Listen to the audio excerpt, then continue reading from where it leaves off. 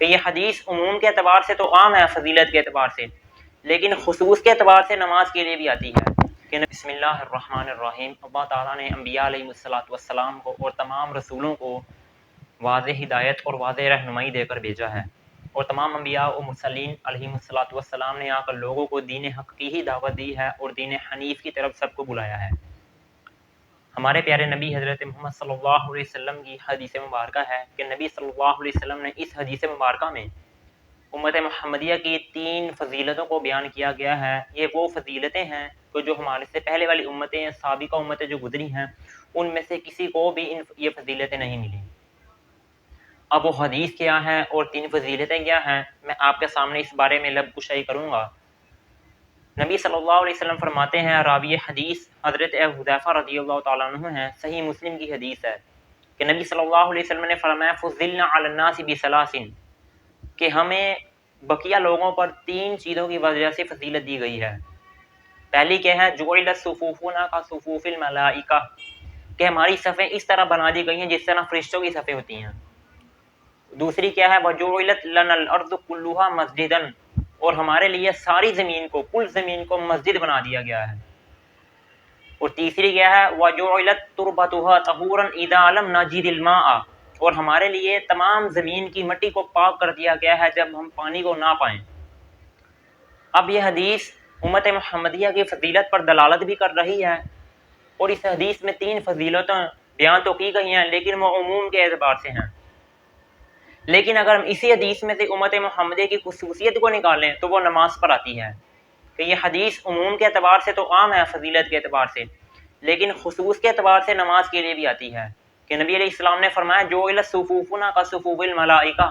کہ ہماری صفیں اس طرح بنا دی گئی ہیں جس طرح فرشتوں کی صفیں ہوتی ہیں۔ اور فرشتوں کی صفیں کیا ہیں، والصافات صفا، 23ویں پارے میں سورہ صافات کے شروع میں اللہ تعالیٰ فرماتے ہیں قسم ہے ان فرشتوں کی جو صف باندھتے ہیں۔ علماء مفسرین نے اس آیت کی تفسیر کے تحت 2 باتیں بیان کی ہیں کہ فرشتوں کی صفیں وہ اس طرح ہوتی ہیں جس طرح مجاہدین کی صفیں ہوتی ہیں، اور دوسری تفسیر یہ ہے کہ بھائی فرشتوں کی صفیں اس طرح صف بندی ان کی گئی ہے جس طرح لوگ نمازوں میں صف بندی کرتے ہیں۔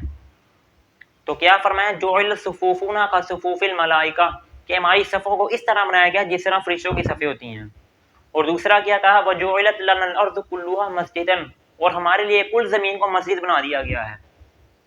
چاہے ہم وطن اصلی میں ہوں، چاہے ہم وطن اقامت میں ہوں، چاہے ہم حالت حضر میں ہوں، سفر میں ہوں، بیماری میں ہوں، صحت میں ہوں، ہر حالت میں ہم نے نماز پڑھنی ہے۔ ہاں اگر آپ نماز نہیں پڑھ سکتے، مسجد میں نہیں پڑھ سکتے، کسی بارش کی وجہ سے، اندھیری کی وجہ سے، یا کسی اور عذر کی وجہ سے آپ مسجد میں نہیں جا سکتے تو اپنے گھر میں پڑھ سکتے ہیں۔ اور اگر آپ ایسی جگہ پہ ہو کہ مسجد بھی آپ کے قریب نہیں ہے اور آپ گھر میں بھی نہیں ہو، تو اللہ فرماتے ہیں، نبی علیہ السلام کی حدیث ہے کہ بھائی جعلت لنا الارض کلھا مسجدا، کہ تمام کی تمام زمین تمہارے لیے مسجد بنا دی گئی ہے۔ مسجد میں جس جگہ، چاہے وہ مملکت اسلامیہ ہو، چاہے وہ مملکت کفار ہی ہو، چاہے آپ اپنے اسلامی ملک میں رہ رہے ہیں، چاہے آپ کسی دوسرے ملک میں گئے ہیں جو کہ غیر مسلم ہے، وہاں پر بھی ہے، تو آپ کے لیے تمام زمین پاک ہے، آپ جس جگہ چاہیں آپ نماز پڑھ سکتے ہیں۔ اور نماز کی تاکید یہی حدیث نہیں ہے، اس کے علاوہ قرآن مجید کی متعدد آیات، 700 سے زیادہ مرتبہ اللہ تعالیٰ نے قرآن مجید کے اندر نماز کی تاکید کی ہے، واقیموا الصلاۃ واقیموا الصلاۃ، کہ تم نماز قائم کرو، وذکر اسم ربہ فصلی، اپنے رب کا نام لو اور نماز پڑھو۔ تو نماز نبی علیہ الصلوۃ والسلام نے فرمایا کہ بھائی نماز حالت جنگ میں بھی معاف نہیں ہے، نماز کی معافی کسی حال میں نہیں ہے۔ حالانکہ نبی علیہ الصلوۃ والسلام جب غزوہ خندق کے موقع پر مد مقابل جو کفار تھے ان کے لیے خندق کھودی آ رہی تھی، تو نبی علیہ الصلوۃ والسلام سے ظہر، عصر، مغرب، عشاء یہ 4 نمازیں فوت ہو گئیں، تو نبی علیہ الصلوۃ والسلام نے کفار کے حق میں بد دعا کی اور کہا کہ ان کی وجہ سے ہماری نمازیں رہ گئی ہیں۔ تو پھر نبی علیہ الصلوۃ والسلام نے دوبارہ ان کی قضا بھی کی، نمازوں کو نہیں چھوڑا، یعنی کہ ظہر، عصر، مغرب، عشاء چھوٹ گئی تو چھوٹ گئی نہیں، بلکہ یاد آنے پر نبی علیہ الصلوۃ والسلام نے دوبارہ نمازیں قضا بھی کی ہیں۔ تو جب نبی علیہ الصلوۃ والسلام کو، جو امت محمدیہ کے افضل ترین انسان ہیں، افضل الانبیاء ہیں بعد البشر،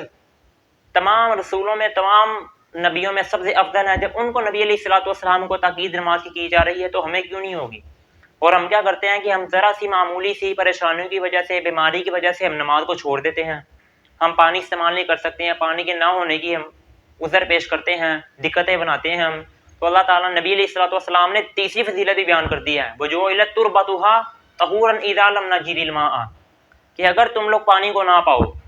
تو تمہارے لیے تمام زمین کی مٹی پاک ہے، تم تیمم کر کے نماز پڑھ سکتے ہو۔ اگر کوئی بندہ بیمار ہے یا اسے ڈر ہے، اتنی سردی ہے کہ بھائی میں پانی استعمال نہیں کر سکتا، اگر میں نے پانی استعمال کیا یا میں نے غسل کیا تو میں کیا کروں گا، ہلاک ہو جاؤں گا، یا میں بیمار ہو جاؤں گا، یا میں بیمار تو ہوں پہلے سے ہی لیکن میری بیماری اور بڑھ جائے گی، تو اس حدیث میں آ رہا ہے کہ بھائی جعلت تربتها طہورا اذا لم نجد الماء، اور اسی کے ساتھ قرآن میں بھی اللہ فرماتے ہیں فمن کان منکم مریضا او علی سفر، کہ اگر تم مریض ہو یا تم سفر میں ہو، پانی بھی نہیں پا رہے یا تم بیمار ہو، تو تم کیا کر سکتے ہو، مٹی کا استعمال کر کے تیمم سے نماز پڑھ سکتے ہو۔ تو نماز حالت جنگ میں بھی معاف نہیں ہے، نماز کسی بھی صورت حال میں معاف نہیں ہے، چاہے آپ اپنے گھر میں ہیں، چاہے آپ ملک سے باہر گئے ہوئے ہیں۔ اگر آپ پانی استعمال کریں گے تو بہتر ہے، اگر نہیں استعمال کر سکتے تو تیمم کی تاکید ہے، نماز کو چھوڑنا نہیں، کسی حال میں بھی نماز کی معافی نہیں ہے۔ اور نماز تو ایسی افضل ترین عبادت ہے، قرآن مجید میں متعدد مرتبہ اس کا ذکر بھی آ چکا ہے، اور قیامت والے دن نبی علیہ الصلوۃ والسلام کی حدیث ہے کہ سب سے پہلا سوال ہی نماز کا ہے، کہ نبی صلی اللہ علیہ وسلم نے فرمایا جس کی نماز پوری اور اچھی نکلی باقی اعمال بھی پورے اور اچھے نکلیں گے، جس کی نماز اچھی بھی نہ نکلی، پوری بھی نہ نکلی، تو اس کے باقی اعمال بھی پورے اور اچھے نہیں نکلیں۔